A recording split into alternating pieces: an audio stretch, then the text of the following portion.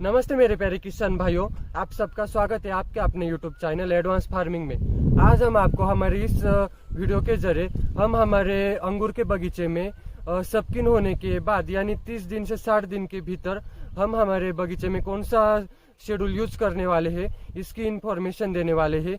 तो आप ये वीडियो लास्ट तक जरूर देखिए। और हम हमारे इस यूट्यूब चैनल के जरिए हमारे खुद के अंगूर के बगीचे के पूरे वीडियो और इन्फॉर्मेशन प्रोवाइड करते हैं।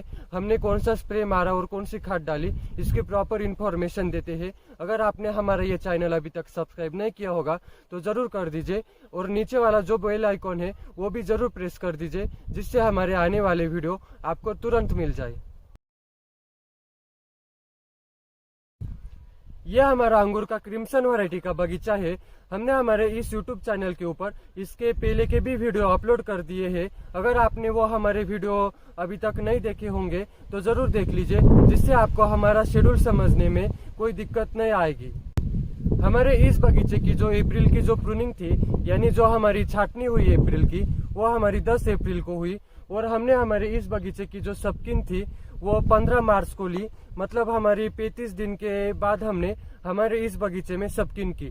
लेकिन हमने हमारे इस 35 दिन में ज्यादा कुछ स्प्रे नहीं लिए, सिर्फ सिचुएशन के अनुसार इंसेक्टिसाइड और फंगिसाइड के स्प्रे लिए थे। और उसके अंदर हमने माइक्रोन्यूट्रेंट और टिल्ड के भी एक एक स्प्रे मारे थे, जिससे हमारे पत्ती में क्लोरोफिल ठीक से तैयार हो जाए और हमारे जो ज्यादा जल्दी जो शूट जा रहे थे ऊपर वो कुछ % रुक जाए। इस वजह से हमने टिल्ड का स्प्रे लिया था।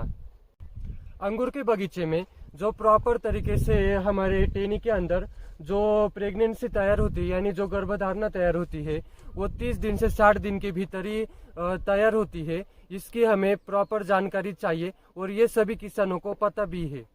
हम हमारे इस बगीचे में प्रॉपर तरीके से प्रेगनेंसी होने के लिए हम 6B और 6B के अंदर हम बोरॉन का स्प्रे लेने वाले हैं, प्लस हम यूरेसिल और यूरेसिल के अंदर हम माइक्रोन्यूट्रेंट का भी एक स्प्रे लेने वाले हैं। ये स्प्रे होने के बाद हम सिचुएशन के हिसाब से फिर से टिल्ड का भी हमारे बगीचे के अंदर स्प्रे लेने वाले हैं। ये 3 स्प्रे होने के बाद हम फिर से यूरेसिल और 6B का स्प्रे फिर से रिपीट करेंगे, जिससे हमारे प्रॉपर तरीके से टेनी के अंदर प्रेगनेंसी और गर्भधारणा तैयार हो जाए। और हमें अक्टूबर की जो हम प्रूनिंग करेंगे उसके अंदर हमें ज्यादा दिक्कत नहीं देखने को मिलेगी।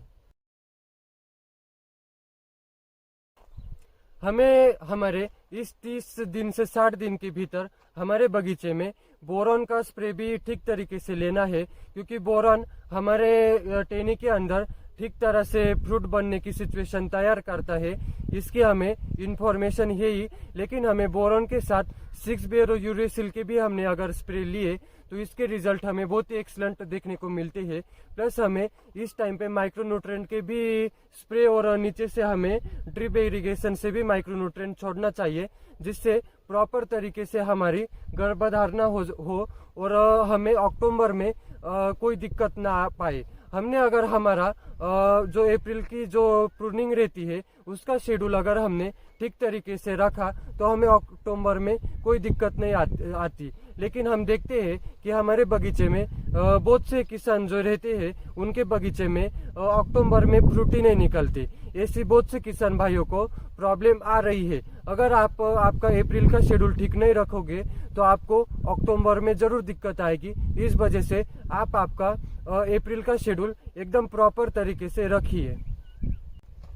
और हम हमारे बगीचे में इस 30 दिन से 60 दिन के भीतर जो इंसेक्टिसाइड और जो फंगिसाइड के जो स्प्रे है वो हम सिचुएशन के हिसाब से मारने वाले हैं। और हम हमारे बगीचे में ड्रिप इरिगेशन से जो खाद छोड़ने वाले हैं वो 0050, 0720 और 05234 यही हम छोड़ने वाले हैं। प्लस इसके अंदर हम सेकेंडरी न्यूट्रिएंट जैसे सल्फर, मैग्नीशियम और कैल्शियम और हमारे जो माइक्रोन्यूट्रेंट है वो हम प्रॉपर तरीके से छोड़ेंगे, जिससे हमारे जमीन की जो लेवल है वो ठीक तरीके से अपटेक रहे।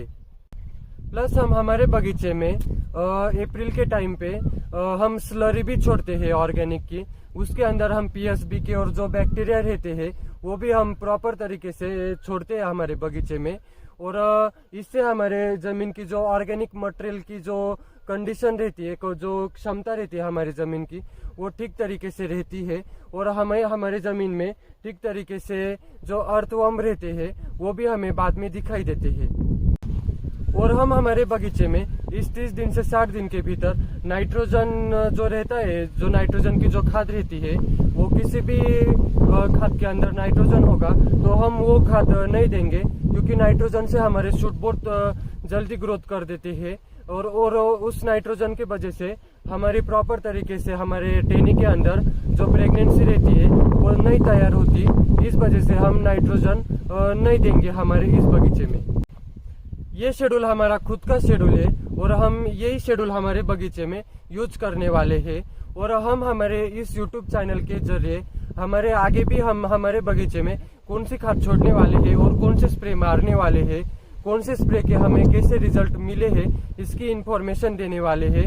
और हम बताने वाले हैं कि कौन से खाद और कौन से स्प्रे के वजह से हमें हमारे अंगूर के अंदर रिजल्ट मिले हैं, हमारे किस तरीके से अंगूर की साइज बढ़ी है, किस तरीके से हमारे अंगूर ने वेट लिया है, किस तरीके से हमने हमारी शुगर लेवल कंट्रोल की है हमारे बगीचे के अंदर। इसकी भी हम हमारे इस YouTube चैनल के जरिए इंफॉर्मेशन देने वाले हैं। अगर आपने हमारा ये चैनल अभी तक सब्सक्राइब नहीं किया होगा तो ज़रूर कर दीजिए और नीचे वाला जो बेल आइकॉन है वो भी प्रेस कर दीजिए, जिससे हमारे आने वाले सभी वीडियो आपको तुरंत मिल जाए। अंगूर की खेती बहुत ही रिस्की ऐसी खेती है, क्योंकि अंगूर की खेती पूरी तरीके से टेम्परेचर के ऊपर डिपेंड रहती है। जैसे कि ज़्यादा ठंड में हमारे अंगूर के फ्रूट क्रैक भी जाते हैं, वैसे ही ज़्यादा बारिश के अंदर हमारे फ्रूट निकलने में दिक्कत आती है। वैसे ही हमें टेम्परेचर का बहुत ही हमारी इस खेती में बहुत ही रोल रहता है इम्पोर्टेंट। और अगर आपने आपका प्रॉपर तरीके से अंगूर की खेती सब सिचुएशन हैंडल करके की तो आप अंगूर की खेती में बहुत ही अच्छा मुनाफा भी कमा सकते हैं।